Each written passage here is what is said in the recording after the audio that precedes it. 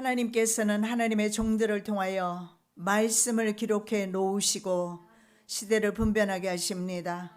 오늘도 주님의 주시는 말씀과 이 시대를 함께 나누는 시간 되기를 원하오니 지혜와 계시의 정신을 주셔서 바로 깨닫게 도와주십시고 바르게 전할 수 있도록 도와주시옵소서. 거룩하신 예수 그리스도 이름으로 기도드립니다. 아멘. 오늘부터는 계시록의 바벨론 로마 교회에 관련 말씀을 좀 전하겠습니다. 계시록에서 말씀하는 바로 바벨론이라는 나라가 왜 로마 교회가 되는지 여러분이 알고 있는 바로 가톨릭 교회를 의미합니다. 개인적으로 가톨릭 교회를 비난하거나 신자를 비난하거나 그럴 생각은 전혀 없습니다. 그러나 교회가 타락한 것은 사실입니다. 가톨릭 교회도 타락했고 개신교회도 타락한 것은 사실입니다. 그러나 계시록에서 말씀하시고 성경에서 말씀하시는 바로 그 교회가 로마 교회가 맞다는 사실을 우리는 지금 시대적인 현상들을 보면서 일치되는 것을 눈으로 목도하는데 오늘부터는 그 알렉산더 히슬롭이라는 분이 계세요. 이분이 쓴 책입니다. 아주 유명한 책입니다. 2개의 바벨론입니다. 그래서 그 내용을 가지고 나누기를 원합니다.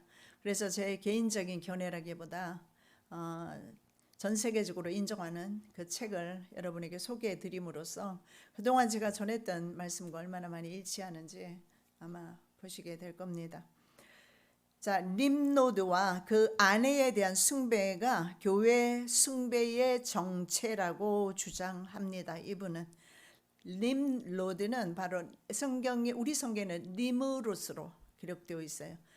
그것을 원래 그 이름대로 발음하면 림로드라고 그러죠. 림로드와 그 아내, 말할 것도 없이 아내는 세미라미스입니다. 자, 계시록에 등장하는 바벨론이 바로 현재 로마 가톨릭 교회라는 사실을 볼 수가 있습니다. 불과 몇 년 전만 해도 가톨릭 명동 성당에서 실제로 심호하셨던 수녀님들과 그분들이 주는 그 재료를 가지고 제가 설교로 올려놓은 것들이 영상 있습니다.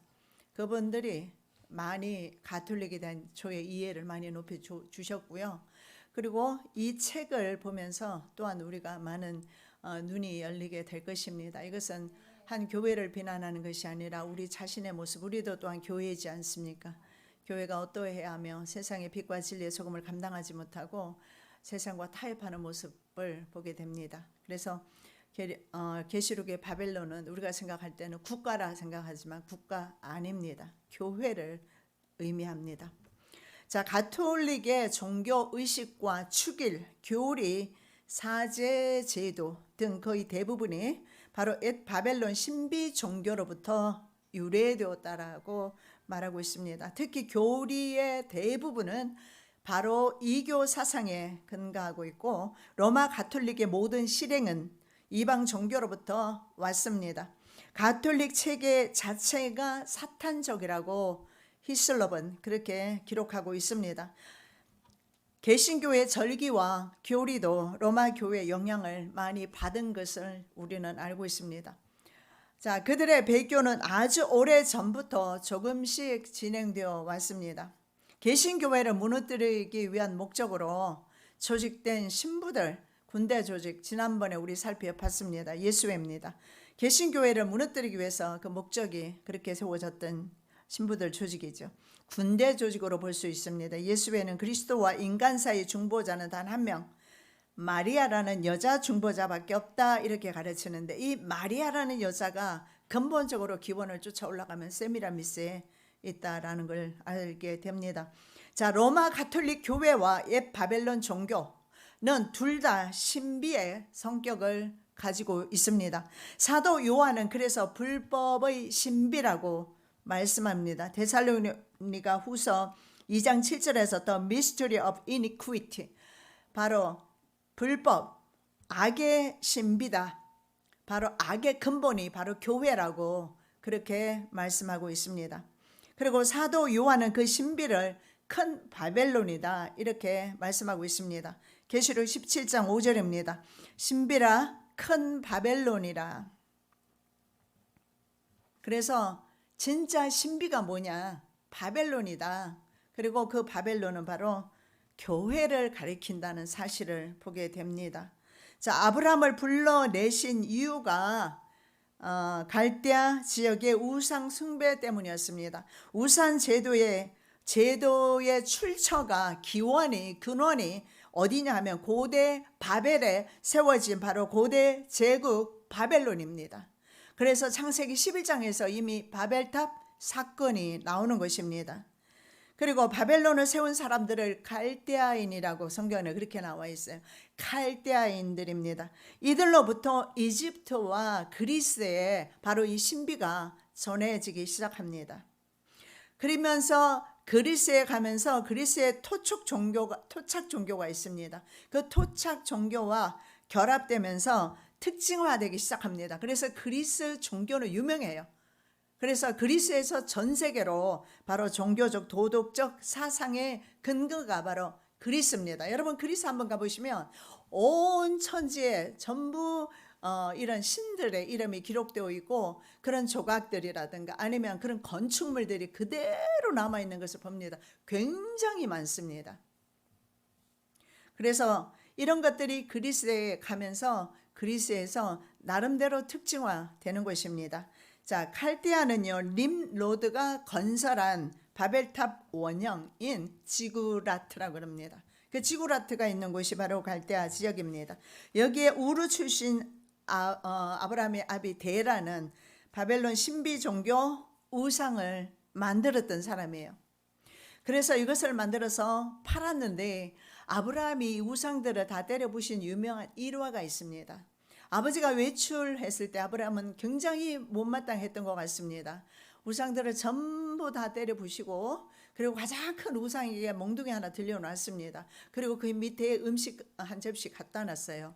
그래서 아버지가 와서 이거 누가 이렇게 했냐 그랬더니 이웃집에서 음식을 가져왔는데 제일 힘센 우상이 서로 음식을 뺏어 먹으려고 서로 그러다가 제일 큰 우상이 저 막대기 가지고 다 때려 부셨다고 싹 다 부셔놨습니다. 그러니까 아버지가 하는 말이 우상이 어떻게 밥을 먹을 수 있으면 우상이 어떻게 다른 우상을 부술 수가 있느냐고 그러게 말입니다. 왜 우상을 만들어서 파는지 모르겠습니다. 그런 유명한 일화가 있어요. 그 정도로 신비 종교가 시작되었던 것이 바벨론이다. 그러면 모든 이런 우리가 하는 배도라든가 이런 신비 종교들이 어디에서 나왔을까요? 성경에 이미 다 기록이 되어 있습니다. 우리는 지금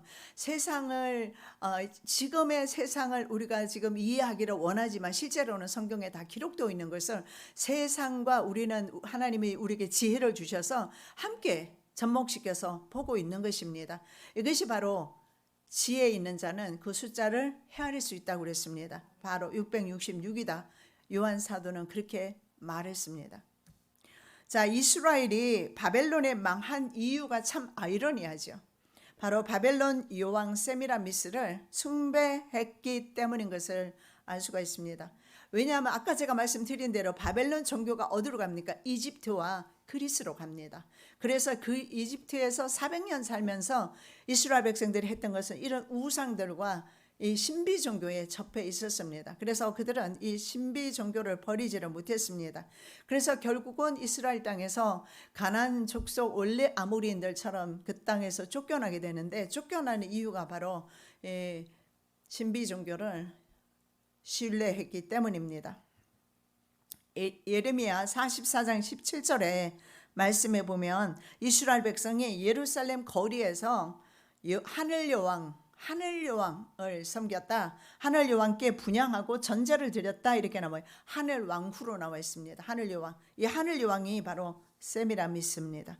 왜냐하면 실제로 세미라미스는 자신과 자신의 아들 림로드를 바로 신격화 시켰기 때문에 그래요. 우리 계속 이제 보면 알게 될 겁니다. 이런 것이 얼마나 전 세계적으로 퍼져 있는지 전 세계적으로 다 퍼져 있다는 사실을 인류 역사 가운데서 오랜 역사가 지속되면서 전 세계로 퍼져나갔다는 사실을 볼 수가 있으며 이런 불법이 활동하는 시대에 우리가 진리를 사수한다는 것은 굉장히 하나님의 은혜이며 기적입니다.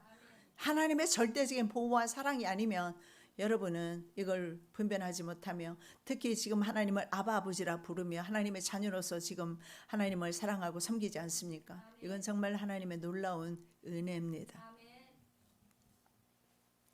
자, 도덕적 부패와 우상 숭배가 가득한 거대한 조직이 바로 바벨론입니다. 큰 바벨론이라고 그러는데, 계시록 17장 4절에 보면 금잔을, 손에 금잔을 들고 있는 여인을 보게 되는데, 참 희한하게 금잔을 교황이 자주 들고 있는 모습을 아마 웬만하면 여러분 유튜브에서 다 발견할 수 있을 겁니다. 금빛 찬란한 옷을 입고 금잔을 손에 들고 있는 모습, 그런 모습을 보게 됩니다. 자, 역할은 고대 바벨론과 동일합니다. 여인은 손에 든 잔으로 모든 민족들을 취하게 합니다. 그래서 이 여인은 말입니다, 교회인데 교회를 여자라고 합니다. 여자의 후손이 뱀의 머리를 밟게 할 것이다. 그래서 바로 여자의 후손은 예수 그리스도이시고, 그리고 여자는 성경에서 교회를 말합니다. 그래서 교회가 바로 세상과 결탁되었다는 사실을 알게 되는데, 우리가 계속 보면 로마 가톨릭은 종교 집단의 의미도 강하죠. 그렇지만은 정치 집단인 것도 분명한 사실입니다. 신비가 모든 국가와 민족에게 영향을 주었다는 사실을 보는데, 계시록 17장 2절과 18장 3절입니다. 땅의 임금들도 그로 더불어 음행하였고 땅에 거하는 자들도 그 음행의 포도주에 취하였다 하고, 그 음행의 진노의 포도주를 인하여 만국이 무너졌으며, 또 땅의 왕들이 그로 더불어 음행하였으며 땅의 상고들도 그 사치의 세력을 인하여 치부하였도다 하더라. 이 음행이라는 것은요, 남편 아닌 다른 남자를 만나는 것을 음행이라고 합니다. 여자에게 말이죠. 그런데 왜 여기에 보면 여자가 여기에 음행했다, 진노의 포도주, 음행의 진노의 포도주에 취했다, 이렇게 말합니다. 그리고 여기에 보니까 땅의 임금들도 나와 있어요. 땅에 거하는 자들도 마찬가지고 상고들도 마찬가지다. 그래서 지금은 전 세계 뭐 군산복합체라고 하기도 하고 다국적 그룹이라고 하기도 하고, 이런 다국적 기업이라든가 군산복합체라든가 땅의 상고들입니다. 이런 땅의 상고들, 그들과 함께 세력을 같이 한다는 사실을, 그래서 같이 함께 서로 동맹을 맺고 서로 모든 민족과 그리고 교회가 서로 관계를 하고 있음을 알게 됩니다. 이처럼 계시록의 바벨론이 신비로 특징됩니다. 신비. 그래서 얼마나 신비기 때문에 성경에는 이것을 음행으로 나와 있습니다. 프리메이슨이라든가 신비로 들어갈 수밖에 없었던 계기가 있었어요.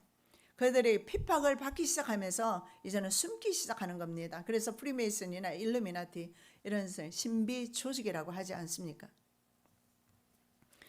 옛 바벨론 책의 특징 또한 칼데아 지방의 신비들로 그렇게 묘사되고 있습니다. 예레미야 51장 7절입니다. 바벨론은 여호와의 수중의 온 세계로 취케하는 금잔이라, 열방이 그 포도주를 마시고 인하여 미쳤도다. 우리나라 사람들이 미쳤다는 말 잘 쓰는데 성경에도 이 말이 있습니다. 포도주에 미쳤다, 이렇게 말하고 있습니다. 여러분, 우리는 포도주를 가지고 세례의식도 하고 하는데 말이죠, 바벨론이 여호와 온 세계로 말미암아 미치게 하는 금잔이다. 그래서 로마 가톨릭 교회를 생각할 때는 금잔으로 많이 비유하기도 하죠. 그래서 예레미야 선지자는 바벨론을 금잔으로 말씀하지만, 요한 사도는 당시의 제국이었던 로마를 역시 금잔으로 비유하고 있습니다.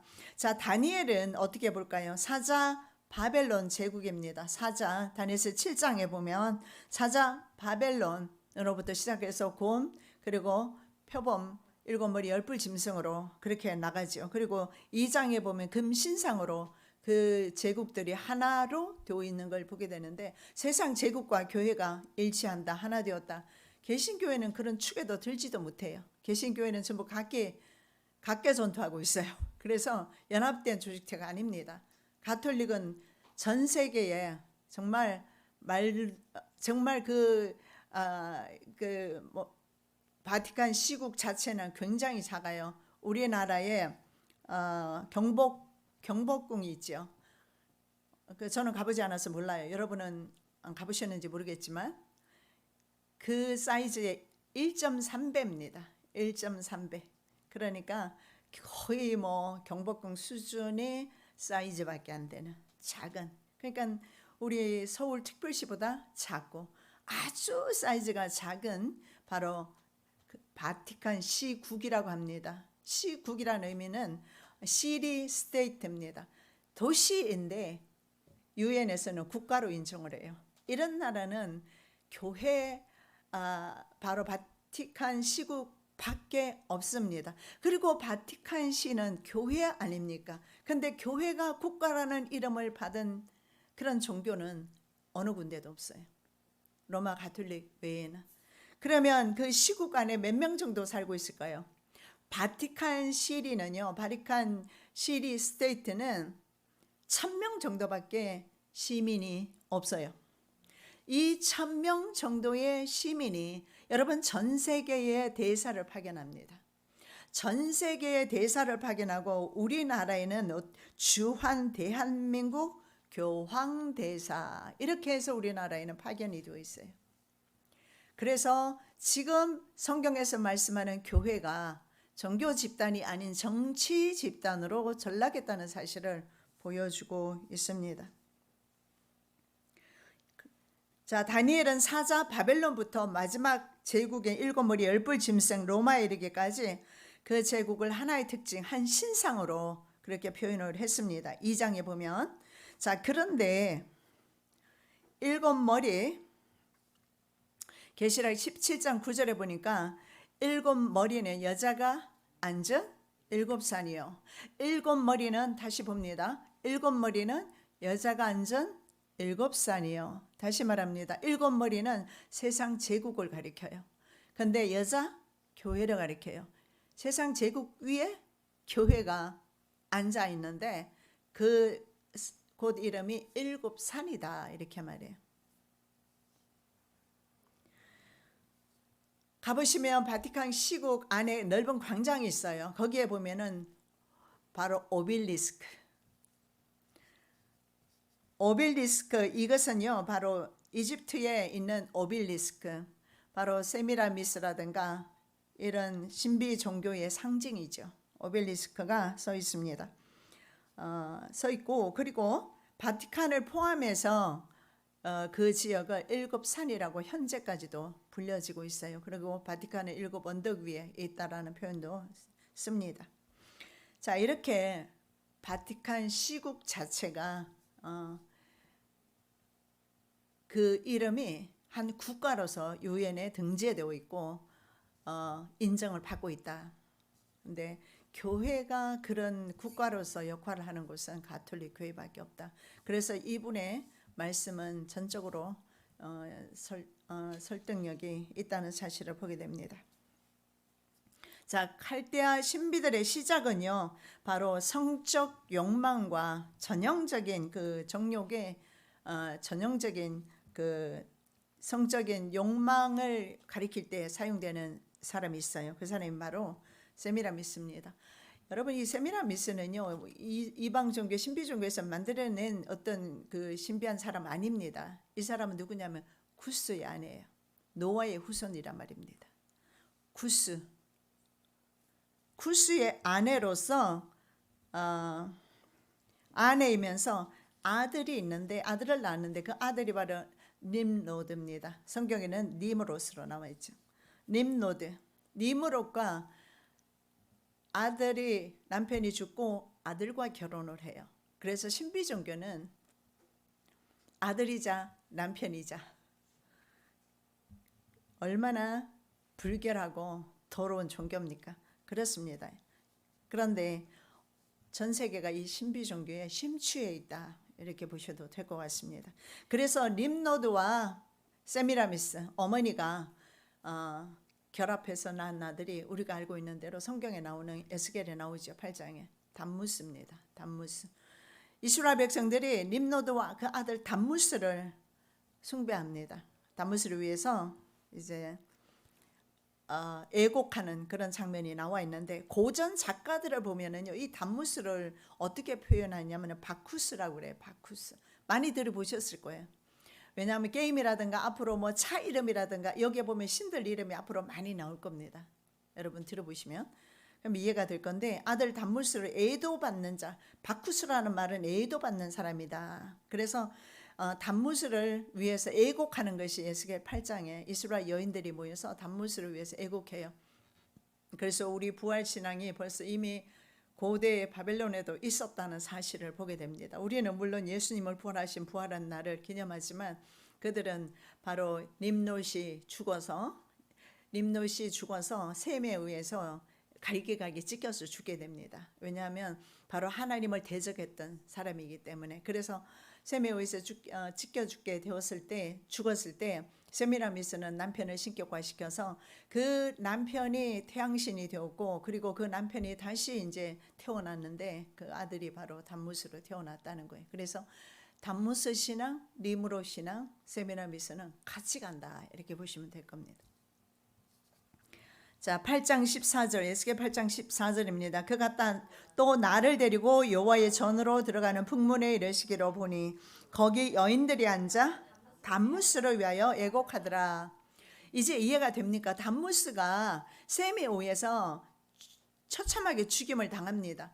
당하고 나서 그리고 이제 봄이 오게 되면 니므롯이 죽습니다. 그래서 니므롯이 죽으면 봄이 되어서 니므롯이 다시 환생을 해요. 환생한 그 아들이 바로 담무스인 거예요. 그래서 성경에 담무스를 위해서 애곡해요. 이렇게 애곡하고 있으면 봄이 오는 겁니다. 봄이 오면 담무스가 이제 회생을 했다, 환생했다. 그래서 자연에 복을 주었다. 그래서 우리가 곡식 또 지을 수 있고, 이렇게 애곡을 했던 겁니다. 이렇게 이스라엘 백성들도 변질되었다라는 사실을 볼 수가 있습니다. 자, 레아라는 말 들어보셨죠? 레아. 성경에도 나오고, 레아라는 의미가 어떤 의미냐면 신들의 위대한 어머니입니다. 그래서 맏딸이라서 레아라고 지었을 겁니다. 레아, 신들의 위대한 어머니. 누구겠습니까? 레아는 세미라미스입니다. 신들의 위대한 어머니. 제가 아까 그랬지 않습니까? 아들이자 남편이라고. 그러니까는 담무스에게는 어머니입니다. 동시에 nimrod는 아들이잖아요. 아들과 결혼해서 낳은 자식이 바로 담무스입니다. 그래서 신들의 위대한 어머니는 말할 것도 없이 레아라고 불리지만 지역마다 이름이 계속 바뀌어 갑니다. 여러분 잘 아시는 뭐 비너스라든가 이런 것도 나올 것이고, 여러 가지 이름으로 불리게 되는데, 그래서 레아라는 이름으로 불리는데, 사악한 종교 의식으로 인해서 모든 불결한 어머니, 그 뜻이 바로 비너스입니다. 여러분 생각할 때 비너스는 굉장히 아름다운 여인쯤으로 생각하잖아요. 그런데 모든 불결의 어머니 뜻이 비너스입니다. 왜냐하면 아들과 결혼을 하니까. 자, 그리스에서 아주 더 유명하게 되는 것을 보게 됩니다. 계시록 17장 5절입니다. 땅의 창녀들과 가증한 것들의 어미라. 분명히 말씀하죠. 누가? 세미라미스를. 땅의 창녀들과. 여러분 이 창녀라고 했을 때 창녀는 누굴까요? 역시 교회입니다. 타락한 교회. 거룩한 교회 말고요. 타락한 교회, 땅에 타락한 교회들, 가정한 것들의 어미다. 그래서 아까 제가 말씀드렸잖아요. 바벨론 자체가 국가라고 볼 수도 있고 정치적인 집단으로 볼 수도 있지만 종교 집단이라고, 바로 교회를 의미한다. 그림을 한번 보시기 바랍니다. 자, 1825년에 레오 12세 교황입니다. 로마 교회의 상징을 메달로 주조합니다. 하면서 한쪽에는 자신의 상을 그려놓고 다른 쪽에는 바로 지금 보시는 대로 십자가와 잔을 들고 있는 여인 보이시죠? 잔을 들고 있잖아요. 십자가와 잔을 들고 있는 여인, 바로 바벨론의 세미라미스입니다. 세미라미스를 교황이 로마 교회의 상징으로 저렇게 메달 한쪽에는 저렇게 그려놓았어요. 그리고 반대편에 보시면 또 하나 그림을 보시면 자신의 형상을 주조해서 놓습니다. 다시 그림을 다시 한번 여자 그림을 보시면 그 글이 있어요. 손에 잔을 들고 있는데 동전 주위에 온 세상이 그녀의 의자, sedet super universum 이렇게 나와 있어요. 바로 온 세상이 그녀의 의자이다. 온 세상을 깔고 앉아 있는 모습으로 그렇게 표현하고 있습니다. 잔을 들고 앉아 있는 모습이잖아요. 그래서 저 여자는 말할 것 없이 무엇을 상징하겠습니까? 교회를 상징해요. 금잔을 들고 있고 의자에 앉아 있고, 그리고 온 세상이 바로 그녀의 의자이다. 자기가 다 밟고 있다는 것을 상징하고 있어요. 그래서 저 그림에서 그 글을 통해서 여인의 금잔 안에 그 신비 사탄 종교에 취한 세상의 모습, 그리고 신비 종교에 취해 있는 바로 바벨론 종교 가톨릭의 모습을 보게 됩니다. 자, 교황 제도를 가장 특징 짓는 제도가 있습니다. 성직자의 강제적인 독신주의입니다. 이게 가장 큰 문제라고 그래요. 독신, 신부들 결혼을 하지 않잖아요. 그런데 실제적으로 뭐 수도원이라든가 그리스에 가면 굉장히 수도원이 많거든요. 막 절벽 위에 깎아지는 절벽 위에 수도원 많이 지어놓고 하는데, 그곳에서 정말 많은 수도원, 수녀원에서 보면 많은 아기 뼈들이 나와요. 뭘 했겠습니까? 예. 그렇게 해서 낳을 수는 없고 음행을 하는 겁니다. 그래서 아기들이 낳았을 때 몰래 낳아서 파묻어 버리는 겁니다. 그런 것들이 굉장히 지금은 공공연하게 다 알고 있는 사실들이, 이건 비밀이 아닙니다. 그래서 이 사제 제도가 성직자의 강제적인 독신주의, 거기에서 사제 제도가 나오는데 성경에는 뭐라고 말합니까? 예수께서 말씀하시기를 남자가 여자를 떠나서 아내와 합하여 하는 결혼을 권장하고 있습니다. 그래서 사람들의 믿음을 지배하기 위해서 사제 계급은요, 고해성사 제도를 도입을 하게 됩니다. 자신들 성직자 계급은 참된 신앙의 유일한 보유자라고 그렇게 주장을 합니다. 야고보서 5장 16절입니다. 이러므로 너희 죄를 서로 구하며 목회자든 성도이든 죄가 있으면 하나님 앞에 고백하면서 나가야 합니다. 그런데 성직자 계급은 유일한 참된 신앙 소유자로 고백할 것이 없다, 죄가 없다라고 그렇게 믿는 것입니다. 성경은 분명히 이렇게 죄를 서로 고백하라고 말하는데, 그래서 가톨릭 사제는 어느 누구에게도 고해성사하지 않습니다.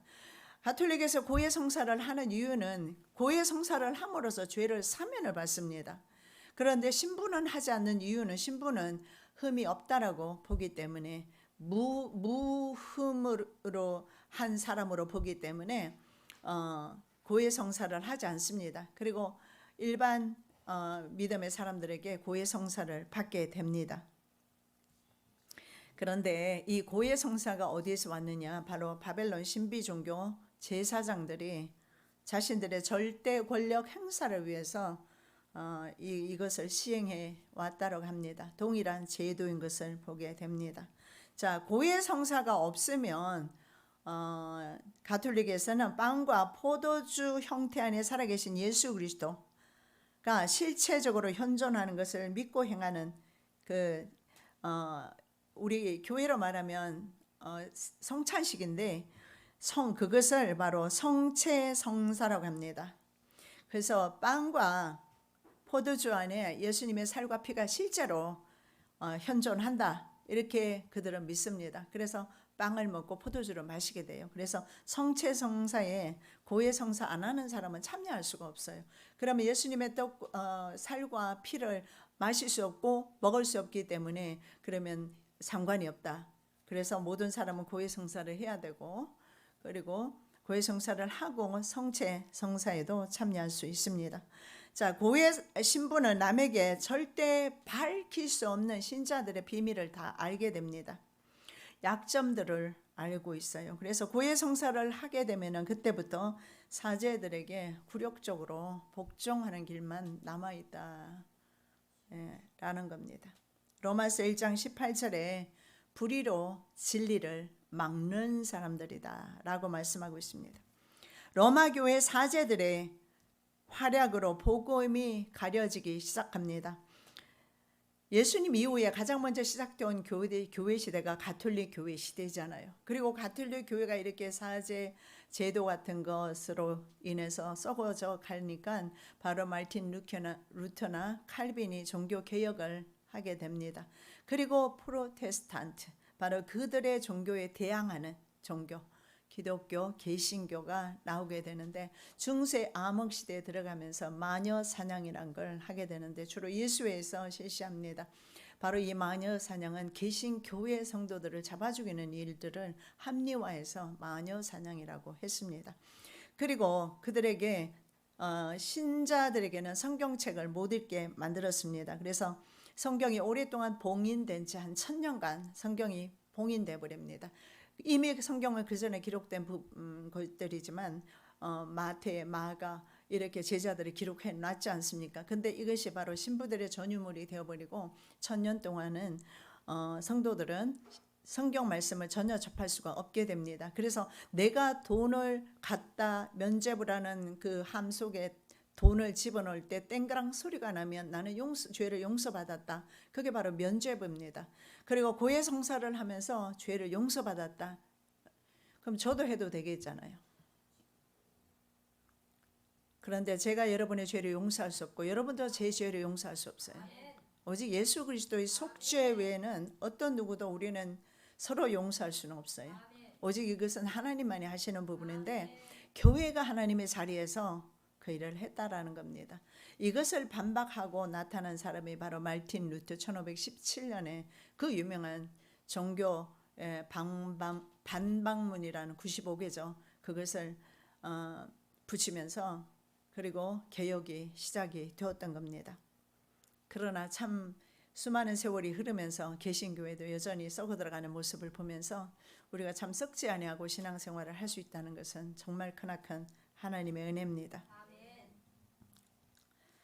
자, 신비 종교 조직의 유지와 유익을 위해서 반드시 서원 고백을 해야 합니다.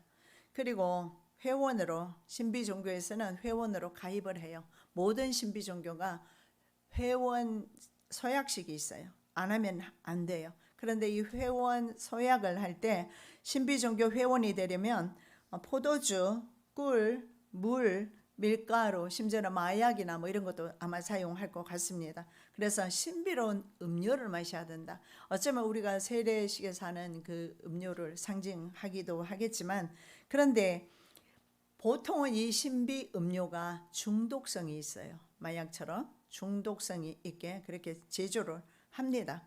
자, 이 약물 투여가 된 상태에서 감정이 고조되고 판단력과 이해력은 흐려진 상태에서 보고 그리고 반드시 들어야만 한 내용을 배우게 됩니다. 그래서 이것을 비밀의 인이라고 하기도 하고 맹세의 구속이라고 불리기도 하는데, 한번 비밀의 인과 맹세의 구속 아래 들어가면 죽음 외에는 그 비밀 종교 단체에서 벗어날 수 없다는 사실을 보게 됩니다.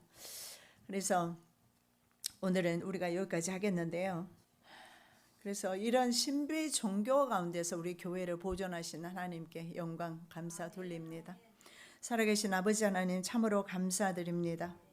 오늘도 우리가 이 세상을 조금이라도 이해할 수 있도록 눈을 열어주심을 감사드립니다.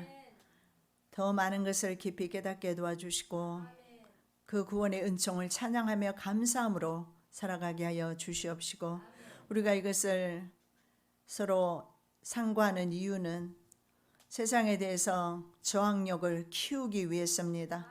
세상을 제대로 알고 대처할 수 있는 능력과 믿음을 허락하여 주시옵소서. 거룩하신 예수 그리스도 이름으로 기도드립니다. 아멘.